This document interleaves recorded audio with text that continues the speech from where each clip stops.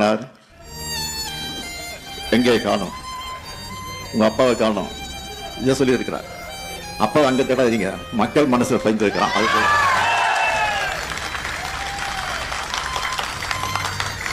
நீங்க தேர்தல் நடத்தமா இருக்கேன், மக்கள் தேர்தல் நிச்சயமா நான் முதல் ஆளா நிற்பேன். சட்டமன்றத்தில் நான் இருந்தாலும் இல்லாவிட்டாலும் இன்னைக்கு நான் மக்கள் மன்றத்தில் இருக்கிறேன் என்பதை மாத்திரம் எனக்கு எடுத்துக்கிறேன். நான் அரசியலுக்கு வந்து கிட்டத்தட்ட 60 வருஷம் இருக்கு. ஆக அந்த 60 வருஷமா மக்களோட மக்களாக தான் இருந்து கொண்டிருக்கிறேன்.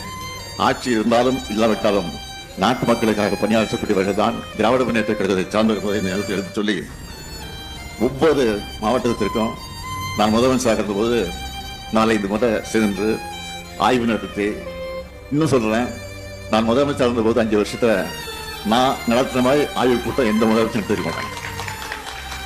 நான் பயணம் செஞ்ச மாதிரி எந்த முதலமைச்சரும் பயணம் செஞ்சிருக்க மாட்டாங்க. நான் கோட்டைக்கு போனதுதான் அதிகமாக இருந்திருக்கிறத எந்த முதலமைச்சரும் அதிகமாக இருக்க மாட்டாங்க. இன்னும் கூட சொல்றேன், நீ முதலமைச்சர் தேடி பார்க்கணும்னா இன்னைக்கு இருக்கக்கூடிய முதலமைச்சரை கேட்டுக்கொள்கிறேன், கோட்டையில தான் கோப்புகள் தான் இருக்கிறது. ஆக அந்த கோப்புகளை எடுத்து பாருங்க, அதில் கையெழுத்து போட்டுருவேன், முக ஸ்டாலின்.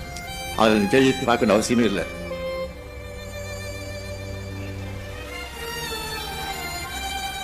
தேடி பார்க்கணும் அவசியமே இல்லை, அந்த கையெழுத்தை பாருங்க.